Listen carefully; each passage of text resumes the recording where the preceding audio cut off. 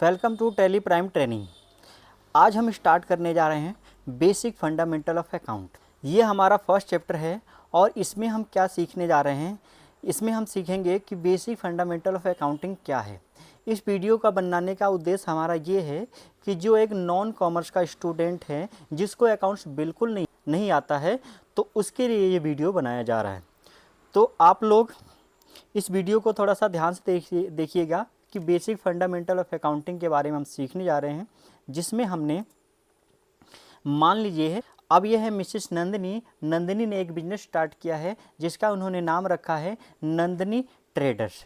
ठीक है, तो एक नॉन कॉमर्स जो स्टूडेंट होता है उसके मन में सदैव कभी भी जो अकाउंट सीखने आता है तो उसके मन में सदैव एक सवाल होता है कि what is a account, accounts क्या होता है। एक हम आपके सामने स्टोरी शेयर करेंगे, ध्यान से सुनना है और सुन के उसमें से हम 3-4 या 5 बातें आपसे पूछेंगे और उसका रिप्लाई आपको कमेंट सेक्शन में देना है।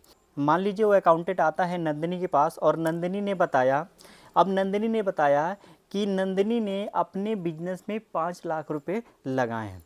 ठीक है, उसके बाद नंदिनी ने बताया कि नंदिनी ने जो 5 लाख रुपए अपने बिजनेस में लगाए हैं उसमें से 3 लाख रुपए का उसने क्या खरीदा है, गुड्स खरीदा है, यानी कि सामान।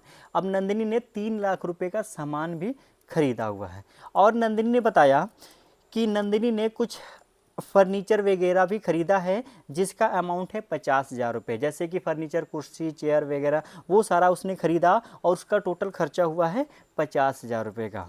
और नंदिनी ने बताया कि नंदिनी ने कुछ अपने बिजनेस में इलेक्ट्रिसिटी का भी काम कराया है, इलेक्ट्रिसिटी का भी काम करवाया है जिस पे उसका खर्चा आया है 20,000 रुपये। और नंदिनी ने बताया कि उसका जो बिजनेस है, जो दुकान है वो रेंट पे है और रेंट उसका पर मंथ 10,000 है। नंदिनी ने बताया कि उसने एक छोटू को हायर किया है जिसकी सैलरी है 5,000 पर मंथ। और नंदिनी ने बताया कि जो पूरे फर्स्ट मंथ में नंदिनी ने फर्स्ट मंथ में टोटल जो सेल किया है ना वो 5 लाख रुपए का, यानी कि सेल मतलब सामान बेचा है ना 5 लाख रुपए का। और नंदिनी ने बताया कि जो 5 लाख रुपए का उसने सामान बेचा है जिसमें से 4 लाख रुपए का तो नंदिनी ने नगद में सेल किया है, मतलब सामान बेचा है, और 1 लाख रुपए का उधार में सेल किया है। अब नंदिनी ने सामान सारा सेल कर दिया, अब उसके पास पैसा आ गया तो नंदिनी के पास सामान का शॉर्टेज हो गया, तो नंदिनी यहाँ से जाती है दिल्ली और दिल्ली इंडस्ट्रीज से नंदिनी ने 2 लाख रुपए का सामान उधार में खरीद के लाया। क्रेडिट मतलब होता है उधार में खरीद के लाती है अपने बिजनेस में। ठीक है, तो चलिए अब ये सारी चीज़ें था। अब आपके सामने एक टेस्ट है। अब टेस्ट क्या है कि जो भी हमने अभी स्टोरी आपके सामने शेयर किया है इसमें से हम 3-4 बातें आपसे पूछेंगे और आप इसका रिप्लाई कमेंट सेक्शन में ज़रूर कीजिएगा और साथ में अपना नाम और स्टेट ज़रूर डालिएगा कि आप लोग कहाँ से वीडियो देख रहे हैं वो हमें पता लग सके। तो सबसे पहला सवाल हमारा ये है कि नंदिनी ने अपने बिजनेस में कितने लाख रुपए लगाए। तो इसका आपको रिप्लाई कमेंट सेक्शन में देना है। ठीक है, और नेक्स्ट सवाल हमारा है कि नंदिनी ने पूरे मंथ में, एक मंथ में टोटल जो सेल कितना किया है वो चीज़ें आपको बताना है कमेंट सेक्शन में। क्या नंदिनी ने अगर उतना सेल किया है तो सारा नगद में किया है कि कुछ उधार में, ये भी आपको कमेंट सेक्शन में बताना है। और हमारा चौथा सवाल है कि नंदिनी ने कुछ फर्नीचर वगैरह का काम करवा रखा है, वो टोटल कितने का करा रखा है। ठीक है, तो ये आपको कमेंट सेक्शन में रिप्लाई देना है। और अभी तक आपको हमारा वीडियो अच्छा लगे तो लाइक एंड चैनल को सब्सक्राइब करना ना भूलिएगा। चलिए आज का टॉपिक जो हमारा है उसको स्टार्ट करते हैं। तो सबसे पहला था व्हाट इज अकाउंट। अब यहाँ पे क्या है कि हमने एक आपके सामने स्टोरी शेयर किया और इसमें तीन चार बातें हमने आपसे पूछा और आपने इसका रिप्लाई दे दिया। तो एक चीज़ माइंड में सोचिए कि अगर यही चीज़ें अगर हम 1 महीने बाद आपसे पूछते तो क्या आप बता सकते थे कि नंदिनी ने कितना सेल किया, कितना सामान खरीदा, कितना बेचा, ये सारी चीज़ें बता सकते थे। सपोज़ आप बता भी सकते थे। अगर यही चीज़ें आपको 1 साल के बाद पूछा जाए तो तो ये सारी चीज़ें संभव नहीं है कि जैसे हमने आपको बताया वैसे आप हमें बता सके। तो ये सारी चीज़ें जो हमने आपको पढ़ाया, अगर वो उसको हम कहीं पे लिखेंगे नहीं तो उसको हम याद नहीं रख पाएंगे। तो वो जो लिखना शब्द होता है ना, वही अकाउंट्स होता है। सारा दिन हम अकाउंट्स में क्या करते रहते हैं? अकाउंट्स तो लिखते रहते हैं कि किसको कितना दिया, किससे कितना लिया, कितना आया, कितना गया, वही सारी चीज़ें तो हम करते हैं अकाउंट्स में। तो ये तो एक स्टोरी थी कि क्या आप जो हम आपको पढ़ाना चाहते हैं, क्या आप उसको ध्यान से समझ रहे हैं, सुन रहे हैं। आज का टॉपिक है हमारा basic fundamental of accounting. Accounts में हम 4 चीज़ों का हिसाब किताब रखते हैं।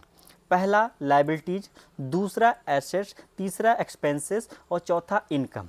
अब कहेंगे कि सर ये क्या होती हैं? तो चलिए सिंपल शब्दों में समझते हैं कि लायबिलिटीज वो होती है जिनको हमें देना होता है। लायबिलिटीज हमारी वो होती हैं जिनको हमें पैसा देना हो, वो सभी को हम किस में शो करेंगे? लायबिलिटीज में शो करेंगे। जैसे फॉर एग्जांपल हमने कहीं से सामान उधार खरीदा, अब उसको पैसा देना है तो उसको हम कहाँ पे रखेंगे? लायबिलिटीज में। या हमने कहीं से लोन लिया, उसको हमें पैसा देना है तो उनको हम कहाँ पे रखेंगे? लायबिलिटीज में रखेंगे। तो चलिए लायबिलिटीज मतलब क्लियर हो गया। अब दूसरा आता है एसेट्स। एसेट्स मतलब होता है संपत्ति, या सिंपल शब्दों में बोल सकते हैं लेनदारियां। जिनसे हमें पैसा लेना होता है उसको हम एसेट्स में शो करेंगे। फॉर एग्जांपल मान लो हमने सामान बेचा, अब उससे पैसा लेना है तो उसको हम एसेट्स में शो करेंगे। मान लो हमने किसी को लोन दिया, अब वो पैसा हमें मिलेगा तो हम उसको एसेट्स में शो करेंगे। चलिए एसेट्स भी क्लियर हो गया। अब आते हैं एक्सपेंसेस की तरफ। अब जो भी बिजनेस में खर्चे होते हैं, हमने किसी को रेंट दिया, किसी का बिल पे किया, वो सारा खर्चा होता है तो वो सारा हम किस में शो करेंगे? खर्चे में शो करेंगे। अब चौथा होता है इनकम। जो भी हमारे बिजनेस में आय मतलब इनकम मतलब आय होती है, वो सारा हम इनकम में शो करेंगे। ठीक है, तो ये 4 चीज़ों का हम हिसाब किताब अकाउंट्स में रखते हैं। इसके अलावा कुछ भी नहीं करते हैं। हमने कितना खरीदा, कितना बेचा, कितना खर्चे हुए, कितना इनकम हुआ, यही 4 चीज़ें तो हम हिसाब किताब रखते हैं। दिन भर तो इन्हीं की एंट्रियाँ करते रहते हैं। तो चलिए ये सारी चीज़ें आपको क्लियर हो चुकी हैं कि अगर वीडियो अच्छे लगे तो लाइक नहीं किया तो एक लाइक तो ज़रूर कर दीजिएगा। चलिए आगे बढ़ते हैं। आगे हमारा है, अब ये हमारे जो टॉपिक होते हैं ये सेपरेट आपको पढ़ाए जाएंगे, एक एक करके टॉपिक पढ़ाए जाएंगे, जैसे लायबिलिटीज, एसेट्स, एक्सपेंसेस और इनकम। अब आपका मन में सवाल चल रहा होगा, सर लायबिलिटीज़ तो बता दिया, अब लायबिलिटीज़ में क्या क्या चीज़ें आती हैं, एसेट्स में क्या क्या चीज़ें आती हैं, एक्सपेंसेस में क्या क्या चीज़ें आती हैं, इनकम में क्या क्या चीज़ें आती हैं, तो उसको हम सेपरेट सीखेंगे। तो आज का हमारा केवल टॉपिक रहेगा लायबिलिटी। तो चलिए सबसे पहले लायबिलिटीज़ की तरफ बढ़ते हैं। अब यहाँ पे हम सीख लेते हैं कि टाइप ऑफ लायबिलिटीज़, यानी कि लायबिलिटीज में क्या क्या शो करेंगे। लायबिलिटीज मतलब देनदारियां, यानी कि कौन सी देनदारियां हम लायबिलिटीज में शो करेंगे। क्लियर है? लायबिलिटीज मतलब अपने माइंड में सेट कर लीजिए, लायबिलिटीज मतलब देनदारियां, और देनदारियां हमारी क्या क्या चीजें हैं उसके बारे में पढ़ने जा रहे हैं। तो यहां पे सबसे पहले निकल के आता है कैपिटल। कैपिटल में हम क्या शो करते हैं? अब कैपिटल में जो भी ऑनर होता है, बिजनेस में पैसा लगाता है, उसको हम कैपिटल में शो करते हैं। ठीक है, तो यहाँ पे बहुत सारे बच्चे को मन में सवाल आता है कि सर मान लीजिए मैंने अपने बिजनेस में पैसा लगाया और मैं अपने बिजनेस से पैसा, अब आप उसको रख रहे हैं लायबिलिटीज में। लायबिलिटीज मतलब होता है देनदारियाँ। अब मैं किसको पैसा दूंगा?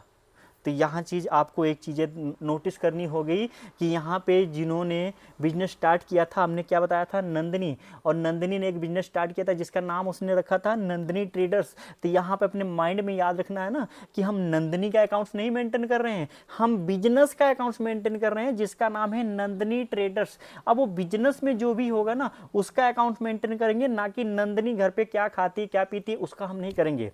नंदिनी का बिजनेस का हम हिसाब किताब रखेंगे। तो बिजनेस ये मान के चल रहा है कि नंदिनी ने जो 5 लाख रुपए दिए है ना, वो नंदिनी को वापस करते हैं।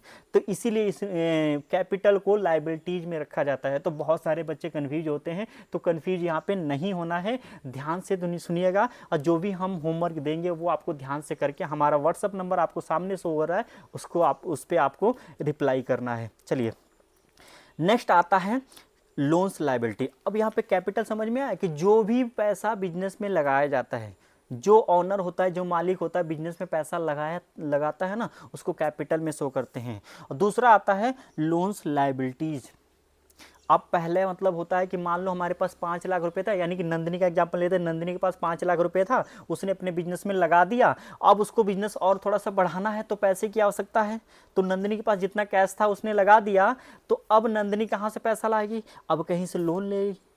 तो यहाँ पे लोन्स लाइबिलिटी, अब नंदिनी जो लोन लेगी ना उसको भी देना होता है, तो वो लाइबिलिटीज में शो होती हैं। यहाँ पे लोन दो प्रकार की होती हैं, एक तो होता है सिक्योर लोन, अब दूसरा होता है अनसिक्योर लोन। तो आपके मन में सवाल चल रहा होगा कि सर सिक्योर लोन क्या होता है, अनसिक्योर लोन क्या होता है? तो यहाँ पे सिंपल शब्दों में समझा है ना, तो यहाँ पे जो लोन को लेने के लिए सिक्योरिटी देनी पड़े ना तो वो सिक्योर लोन कहलाता है, जिस लोन को लेने के लिए सिक्योरिटी ना देने पड़े ना तो वो अनसिक्योर लोन कहलाता है। जैसे बैंक में जाते हैं और बैंक में कहते हैं सर हमें लोन दे दीजिए, तो क्या लोन दे देगा? वो कहेगा नहीं, पहले डॉक्यूमेंट्स लाओ, कागज लाओ, उसके बेस पे हम लोन देंगे।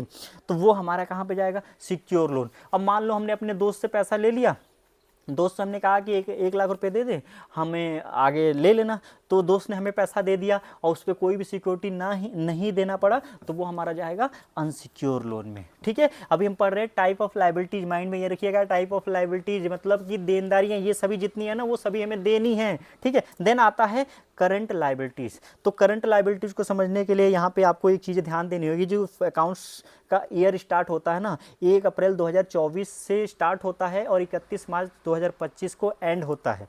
तो ये जो 12 महीने होते हैं ना तो उसको यहाँ पे बोला जाता है करंट लाइबिलिटीज, यानी कि विद इन ये 12 मंथ में जो हमें पैसे देनी होती है, लाइबिलिटीज मतलब देनी होती हैं। तो यहाँ पे सबसे पहले इसमें निकल के आता है सन्ड्री क्रेडिटर्स। अब ये वो होते हैं जिनसे हम सामान उधार में खरीदते हैं, जिनसे हमने सामान उधार में खरीदा उसको पैसा देना है, तो जिनसे हम सामान उधार में खरीदेंगे उसको क्या बोलेंगे? Sundry creditors. ठीक है, देन उसके बाद आता है ड्यूटीज एंड टैक्सेस। अब आज का टाइम जीएसटी का चल रहा है और जीएसटी में आप जानते हैं कि जो भी हम सामान खरीदते हैं तो उस पर जो टैक्स होता है वो हमें गवर्नमेंट को देना होता है, तो वो टैक्स हमें गवर्नमेंट को देना होता है, तो उसको हम कहाँ पे शो करेंगे? ड्यूटीज एंड टैक्सेस में शो करेंगे। और हम पढ़ रहे हैं टाइप ऑफ लाइबिलिटीज। और तीसरा हमारा इसमें होता है आउटस्टैंडिंग एक्सपेंसेस। इसका उद्देश्य ये होता है कि ऐसे खर्चे जो हमने खर्चे तो कर दिए बट अभी उसका पैसा नहीं दिया, तो उसको हम आउटस्टैंडिंग एक्सपेंसेस या प्रोविजन में रखते हैं। तो ये हमारे टाइप ऑफ लाइबिलिटीज है। तो यहाँ पे हम आपको एक होमवर्क देना चाहते हैं कि जो भी हमने टाइप ऑफ लाइबिलिटीज पढ़ाया, जिस सीक्वेंस में हमने रखा हुआ है कि टाइप ऑफ लाइबिलिटीज में सबसे पहले कैपिटल, उसके बाद लोन्स लाइबिलिटी दो प्रकार की होती है, एक सिक्योर लोन, एक अनसिक्योर लोन। एक होता है करंट लाइबिलिटीज में सबसे पहले sundry creditors, duties and taxes, outstanding expenses. हम चाहते हैं कि एक पेपर और पेन उठाइए और इसको 3-3 बार लिख के और आपको इसको फोटो क्लिक करके, ये हमारा व्हाट्सएप नंबर है, इस नंबर पे आपको हमें शेयर करना है। हम आपको ये यकीन दिलाते हैं कि जिस प्रकार से हम आपको पढ़ा रहे हैं आप बिल्कुल नॉन कॉमर्स से हैं, आपको हम अकाउंट्स सिखा सकते हैं। ठीक है, तो बने रहिए। अब हम आगे बढ़ते हैं,